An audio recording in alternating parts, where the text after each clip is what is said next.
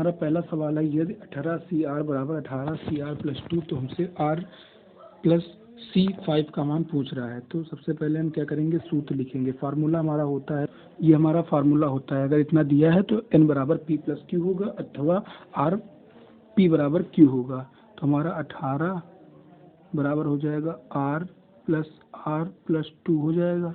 R की value हमारी आ गई कितनी, 8 आ गई R की वैल्यू।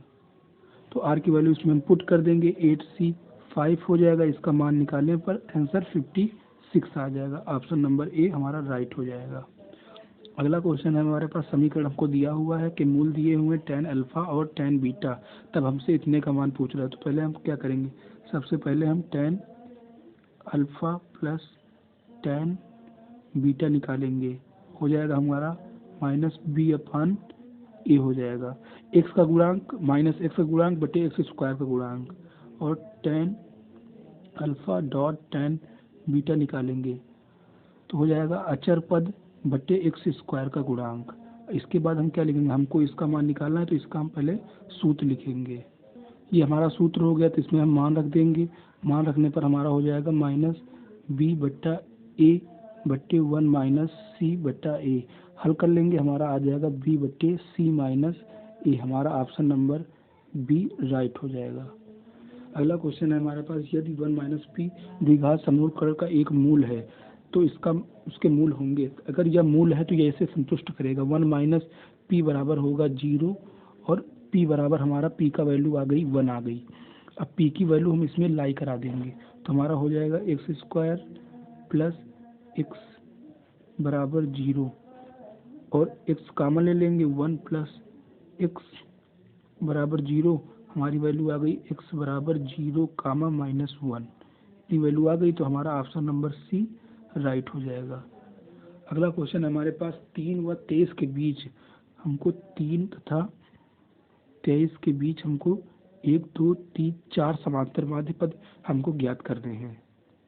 तो ये सवाल हम क्या करेंगे, ये सवाल हम ऑप्शन से लगाएंगे। हमारा सवाल बहुत ही जल्दी आएगा। देखो हम समांतर माध्य में क्या होता है, समांतर माध्य में हमारा होता है जैसे 1 2 3 4 लिखा है डैश डैश डैश, तो ये क्या है, समांतर माध्य में मतलब क्या है कि जो इनका अंतर है वो समान है, सभी जगह पर एक है। इसी मेथड का हम लोग यूज करके ऑप्शन को एलिमिनेट करेंगे।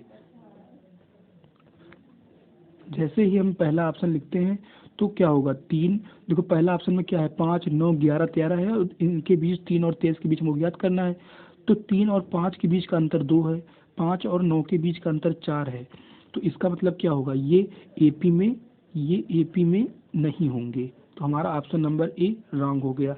अब इसी तरह हम ऑप्शन नंबर बी लिखते हैं। तो ऑप्शन नंबर बी लिखने पर देखो, जैसे ही हम ऑप्शन नंबर बी लिखते हैं तो ऑप्शन नंबर बी में दिया है 7 11 15 19 है ना। तो 3 और 7 के बीच का अंतर 4, सभी के बीच का अंतर 4 4 है। तो इसका मतलब है कि हमारा ये एपी में है। तो हमारा ऑप्शन नंबर बी राइट हो जाएगा। अगला क्वेश्चन है हमारे पास, 1 + i² बटा 3 - i का हमको वास्तविक भाग निकालना है। देखो हमको वास्तविक भाग निकालना है, इसका मतलब है कि बटे में जो यहाँ i है, बटे में i कभी नहीं रहना चाहिए। तो इसके लिए हम i को हटाने के लिए इसके हम संयुग्मी से ऊपर नीचे गुणा कराएंगे। तो संयुग्मी से हम गुणा कराने पर क्या होगा, तो संयुग्मी से गुणा कराने पर हमारा इतना आ गया। तो अब हम क्या करेंगे, 1 + i² जो लिखा है इसको हम खोल लेंगे और नीचे में जो a + b बराबर a² - b² होता है लिखने पर।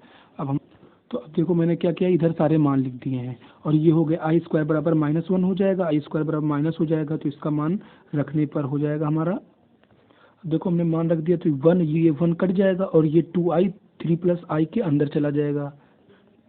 हमसे थोड़ी सी यहाँ पर गलती हो गई, यहाँ पर हमारा स्क्वायर होगा, यहाँ पर स्क्वायर होगा तो यहाँ पर आएगा 10, ये थोड़ी गलती हो गई थी। तो देखो अब हमारा आ गया है -4 + 6i बटे 10 आ गया। तो इसमें हमको वास्तविक भाग निकालना है। तो देखो जो i के साथ होता है वो काल्पनिक भाग होता है, जो पूरी संख्या लिखी होती है वो होती है हमारी वास्तविक भाग होता है। इसमें वास्तविक भाग हमारा हो जाएगा -4 बटे 10 कट के आ जाएगा -1/5। तो हमारा ऑप्शन नंबर सी राइट हो जाएगा। अगला क्वेश्चन है हमारा, i² + i⁴ + i⁶ dash dash dash 2n + 1 तक का। तो सबसे पहले हम n बराबर इसमें 1 डाल देंगे। n बराबर 1 डालेंगे तो हमारा 3 आएगा। 3 ये दर्शा रहा है कि हमको शुरुआत के 3 पद लेने हैं। तो चलो ले लो। आई स्क्वायर का मान होता है -1, आई घात 4 का मान होता है +1, आई घात 6 का मान होता है -1। तो हमारा हो जाएगा, देखो इसमें जो ये ऑप्शन लिखे हैं ये ऑप्शन राइट गलत है, इससे कोई मतलब नहीं है, ये गलत है ना। तो हमारा आ गया ये 1, ये कट गया, हमारा आ गया -1। डी नंबर ऑप्शन राइट हो गया। अगला क्वेश्चन है हमारा f(x) बराबर दिया हुआ है हमको इतना, और हमसे f 1/x पूछ रहा है। तो सबसे पहले हम ये निकालेंगे, जब ये निकालेंगे तो तब पूरी वैल्यू निकालेंगे। सबसे पहले हम f(x) देखो हमको f(x) बराबर हमने लिख दिया 1 - 1/x दिया हुआ है। जब हम x की जगह पर 1/x डालेंगे तो हमारा क्या हो जाएगा, हमारा हो जाएगा, देखो हमने x की जगह पर जो ये x दिया है यहाँ पर 1/x डाल दिया।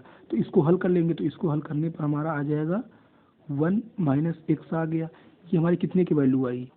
अब देखो हमको f 1/x की वैल्यू 1 - x पूछ रही, तो अब हमको फिर f के अंदर इतना डालना है, 1 - x डालना है, और f(x) की वैल्यू ये दी हुई है।